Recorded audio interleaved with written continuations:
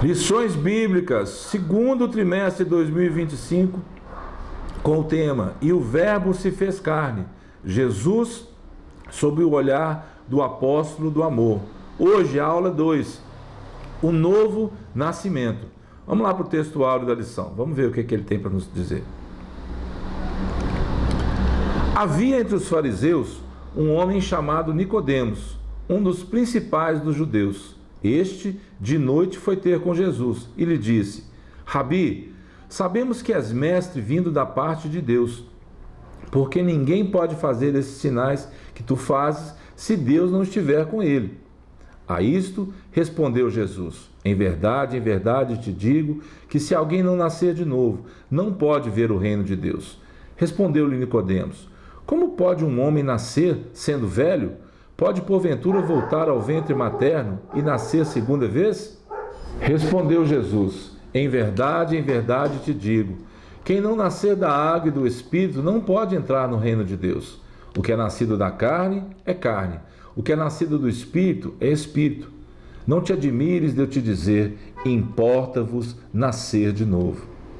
O vento sopra onde quer, ouve sua voz, mas não sabes de onde vem, nem para onde vai. Assim é todo o que é nascido do Espírito. Então lhe perguntou Nicodemos: como pode suceder isto? Acudiu Jesus: tu és mestre em Israel e não compreendes estas coisas? Está lá no capítulo 3 de João. Vamos orar então. Pai, abre o nosso entendimento, Deus. Abre o nosso entendimento de uma vez por todas, Senhor, para a revelação da tua divindade através do teu Filho Jesus Cristo, Pai. Abre o nosso entendimento, Deus, para que a gente não sofra com os enganos deste mundo, com as coisas, Deus, que o mundo tem nos oferecido para tirar daquilo do Senhor, aquilo que o Senhor é para nós. Deus, 100% homem, 100% Deus, Pai. Abençoa meu irmão, abençoa minha irmã e nos dá graça, Pai, para conduzir todas as coisas nesse trimestre, em nome de Jesus. Fala conosco, Senhor. Fala conosco através da Tua palavra. Fala conosco, Deus, através de sonho, de revelação. Mas o importante, Deus, que a Tua presença possa ser viva na nossa vida, em nome de Jesus. Vamos lá para a introdução, queridos. Leia o Evangelho de João. Não se esqueça de fazer isso. Vamos estudar o novo nascimento como modelo bíblico de transformação radical da natureza do pecador. Jesus transformou a vida daquele homem. Foi um encontro transformador. Nós vamos ver depois que Nicodemos aparece mais 2 vezes nas Escrituras. Uma perguntando para aqueles homens: será que pela lei nós não temos que ouvir antes para ele ser julgado?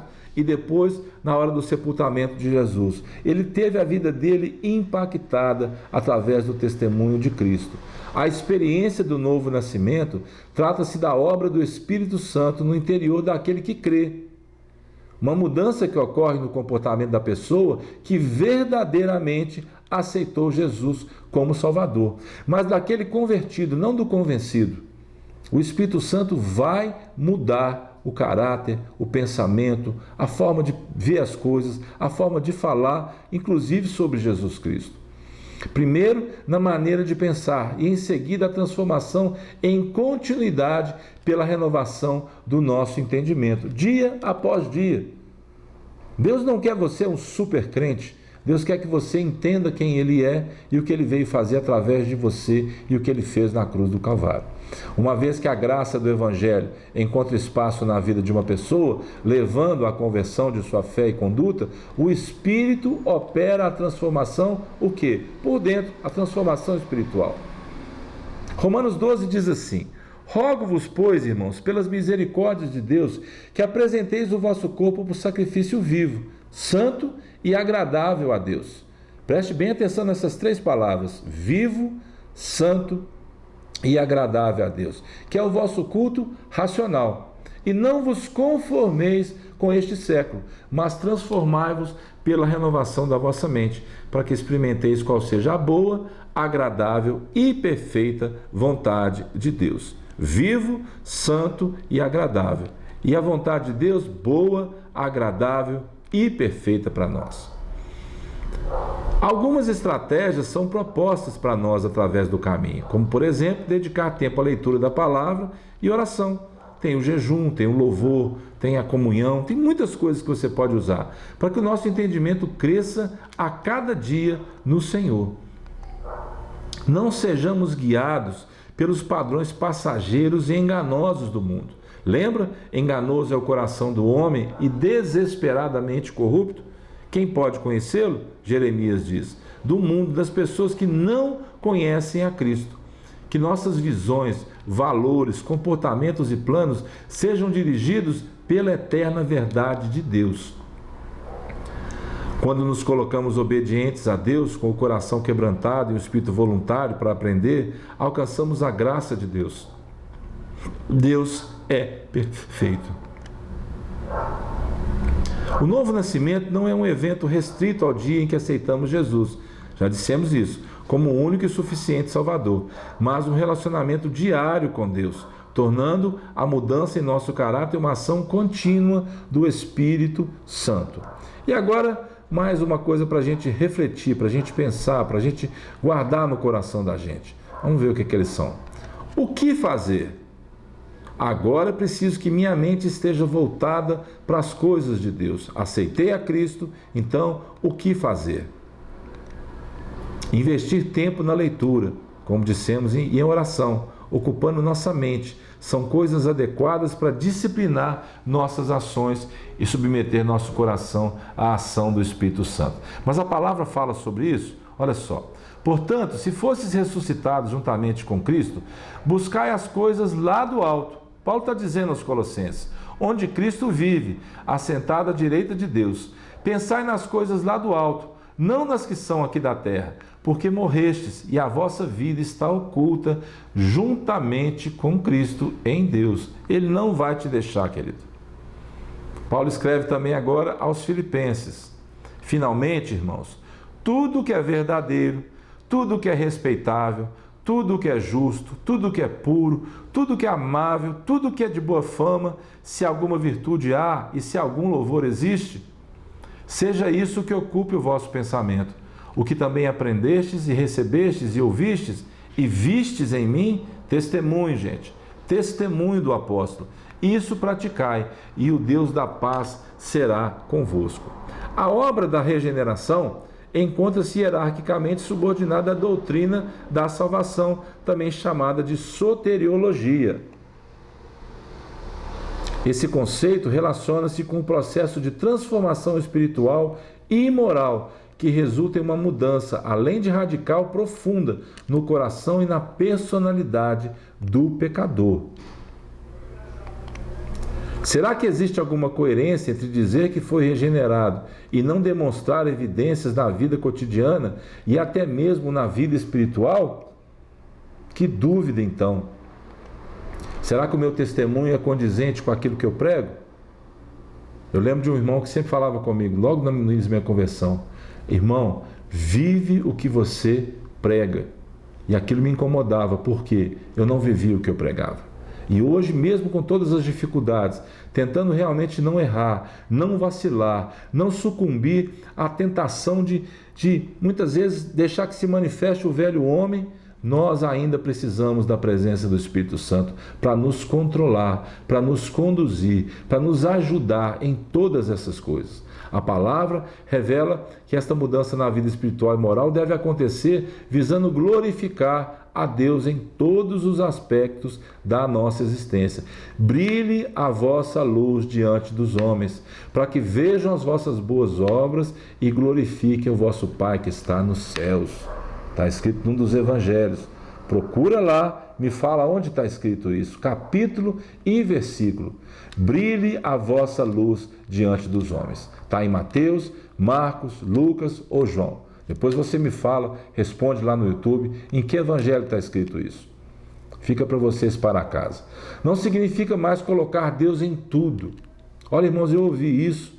Isso mexeu um pouquinho comigo, porque muitas vezes as pessoas falam assim: você põe Deus em tudo. Tudo seu é Deus. Tudo você fala de Deus, tudo quer orar, tudo. Reclamando que nós estamos tentando, debaixo de luta, debaixo daquilo que nós precisamos fazer, colocar o testemunho acima de tudo, ser cheio do Espírito Santo. Isso é uma luta diária nossa. mas Ele nos dá a vitória. E as pessoas reclamam. Então eu ouvi essa frase: não significa mais colocar Deus em tudo que fazemos ou pensamos. É diferente, não é isso. É não conseguir mais tirá-lo de nada. Está compreendendo? Não é que você coloca Deus em tudo, não é que você não tira Ele de nada. Aí a pessoa vai orar e fala assim: Senhor, eu entro na Tua presença. E logo no início da minha conversão é como se uma voz me dissesse assim: você estava onde, filho? Uma voz amorosa, uma voz mansa, uma voz me chamando para a realidade. Se eu falo, estou entrando na Tua presença, Deus me pergunta: você estava onde? Às vezes nos afazeres do dia a dia, nas tribulações, na tristeza, na mágoa, no medo, que tantas vezes tenta trancar a gente. Não, eu quero anda na minha presença, Abraão, e ser perfeito. Lembra disso? Deus espera por um desenvolvimento firme, não por uma perfeição instantânea. É hora de nos perguntarmos: como está a minha vida espiritual? Vamos falar um pouquinho sobre Nicodemos, né? O capítulo 3 é dedicado um pouquinho a ele. Foi um encontro muito, mas muito, muito especial. A vida daquele homem foi transformada. Jesus já era uma figura conhecida em Jerusalém. E devido ao milagre lá de Caná que ele realizou, ao transformar água em vinho, a sua fama espalhou-se entre o povo, especialmente entre os líderes religiosos do templo em Jerusalém.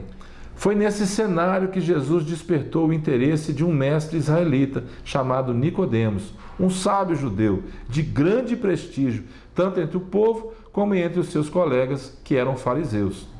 Não existia hostilidade nas palavras dele para com Jesus, mas sim um genuíno interesse. Rabi, lembra que ele fala assim? Ninguém pode fazer os milagres que o Senhor faz se não vier de Deus.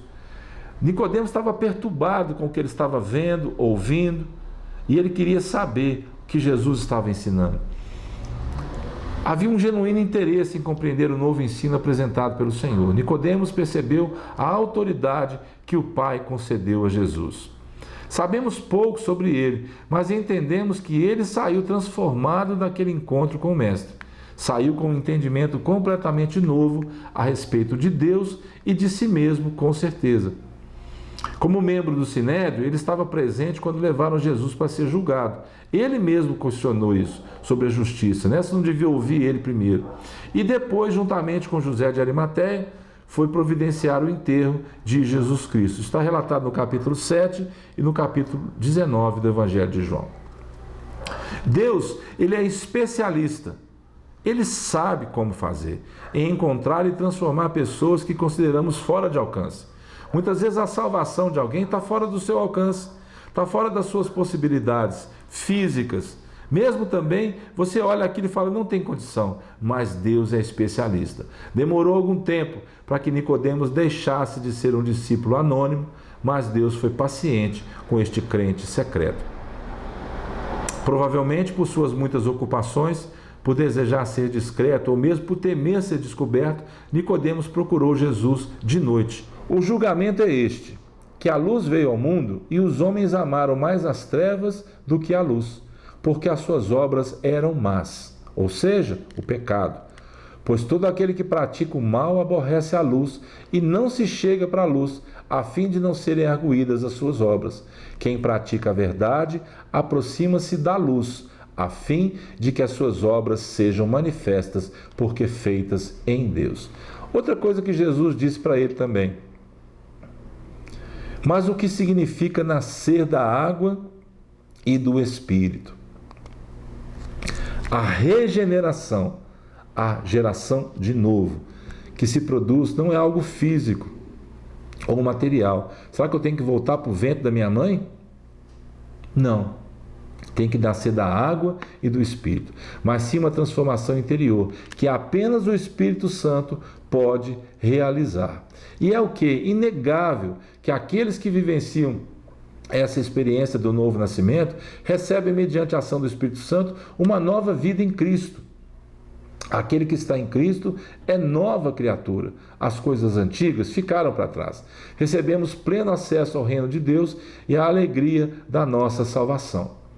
O pecador se arrepende, aceita o Evangelho, começa a ser morada do Espírito, é regenerado, ou seja, gerado de novo, agora espiritualmente, e a capacitação, através da graça, através do poder do Espírito Santo, mas recebereis poder ao descer sobre vós o Espírito, para ser minhas testemunhas. Lembra que o Senhor falou? Para enfrentar e vencer a sua velha natureza. O velho homem está sempre querendo manifestar. Vai sendo gerada, trazendo o quê? Uma vitória total para nós em Cristo. A palavra diz que nós somos mais que vencedores em Cristo Jesus. O que é ser mais que vencedor? Eu vou te dar um exemplo simples. Você já passou por alguma tribulação que muitas pessoas passaram? Talvez o mesmo assunto da sua vida. E você aprendeu com aquilo? Você venceu, mas você aprendeu com aquilo? Isso é ser mais que vencedor. Você dá testemunho disso? Isso é ser mais que vencedor. Está compreendendo? Uma coisa é passar pela tribulação. As pessoas do mundo passam por tribulações e ficam libertas das tribulações. Mas nós precisamos aprender, precisamos testemunhar. Por isso Paulo diz que nós somos mais que vencedores em Cristo Jesus. Guarde isso no seu coração. Aprenda com as situações. Está passando alguma coisa? É para que Deus use você na vida de outras pessoas. Por que a gente consola tantas pessoas, mas quando nos mostramos fracos, quando é do nosso lado, quando é com a gente, a nossa força é pequena? A palavra fala em Provérbios capítulo 24, se te mostras fraco no dia da angústia, pequena é a tua força, mas nos dá uma recomendação, salva através do teu testemunho, aqueles através da pregação do Evangelho que estão cambaleando para a morte, tá bom? Porque a palavra de Deus, olha o que fala em Hebreus, é viva e eficaz, e mais cortante do que qualquer espada de 2 gumes, penetra até o ponto de dividir alma e espírito, juntas e medulas, e é apta para discernir os pensamentos e propósitos do coração. E não há criatura que não seja manifesta na sua presença. Pelo contrário, todas as coisas estão descobertas e patentes aos olhos daquele a quem temos de prestar contas. Nada há em oculto que não seja revelado, para que o Senhor possa se manifestar na sua vida e na minha vida. Amém? O pecador que possui uma natureza carnal corrompida e caída em pecado, passa a ter uma nova natureza, agora purificada e espiritualmente restaurada. Já que todos pecaram, vimos isso no trimestre passado, todos pecaram, né? E precisam da graça de Deus, da misericórdia de Deus. Surge a necessidade de cada um passar pela experiência da regeneração. O pecador, ele reconhece os seus erros e a necessidade, que é muito importante, de um Salvador. Se ele não reconhecer a necessidade de um Salvador, por isso muitos negam Jesus Cristo, dizendo que não precisam de um Salvador. Por quê? Não acreditam nem no pecado. Nós vimos isso no trimestre. Na cruz ele conquistou a oportunidade de vivermos uma nova vida. Deus nos tem dado este precioso caminho, a fim de que possamos ser curados da ferida fatal infligida pelo pecado. O plano da salvação de Deus revela a sua vontade perfeita, desejando que ninguém seja condenado eternamente. Timóteo fala isso, para que todos cheguem ao pleno conhecimento da verdade. O ser humano é livre para escolher onde quer passar a eternidade, se é com Cristo ou sem Cristo. Antes, Deus habitava numa tenda montada pelo povo. Agora, de acordo com as palavras do evangelista, vamos repetir esse slide dessa aula para você entender isso. O novo nascimento vem trazer isso para nós. Ele reside entre nós, dentro de nós, representando a manifestação plena da presença divina do mundo. O amor de Deus não é estático ou egoísta. Ele alcança e atrai os outros. Lembre sempre da visão de Deus como um pai amoroso. Pregue o Evangelho. Por que lembrar como um pai amoroso? Quando seus filhos são pequenos, o que você faz quando pessoas estranhas se aproximam dos seus filhos? Se você sentir que há algum perigo, há alguma coisa que está colocando o seu filho em perigo, você chega perto, você procura saber quem é aquela pessoa, o pai de um coleguinha, você procura saber como é aquela família, você procura cercar essa criança da melhor forma possível, porque você é pai, porque isso está dentro de você. Deus é do mesmo jeito com a gente. Deus está de olho em quem se aproxima. E o que é que Deus espera de nós? Que nós possamos pregar o Evangelho, amar essas pessoas, orar por elas, fazer o que Jesus Cristo fez. Então, Jesus pagou o preço por nossos pecados. Que tal então nós retribuirmos isso, dizendo, falando de Jesus para as outras pessoas? Quando partilhamos as boas novas com os outros, nosso amor deve ser como o de Jesus. Está aí. Devemos prontamente atender a esse chamado que ele deixou para cada um de nós. O chamado não é exclusivo de um pastor, de um evangelista, de um profeta, de um mestre, Não. Ele é para todos nós. Anunciar as virtudes daquele que nos chamou das trevas para a sua maravilhosa luz. E se for necessário, muitas vezes, trocar o nosso conforto, o nosso jeito de pensar e agir, para que outros possam ter acesso a essa misericórdia e amor sem fim. Aquele que não deixar pai, mãe, filhos por causa de mim, não é digno de mim. Então, você precisa entender, o novo nascimento veio para quê? Para que Cristo seja gerado dentro de você. Agora, você é templo do Espírito Santo, você aceitou a Cristo. O que fazer? Pensar nas coisas do alto, viver uma vida de santidade, de oração, de jejum, de palavra, de comunhão, uma vida ativa, lembrando que Deus não é estático. Que o Senhor te abençoe. Fique em paz, até a próxima aula, em nome de Jesus.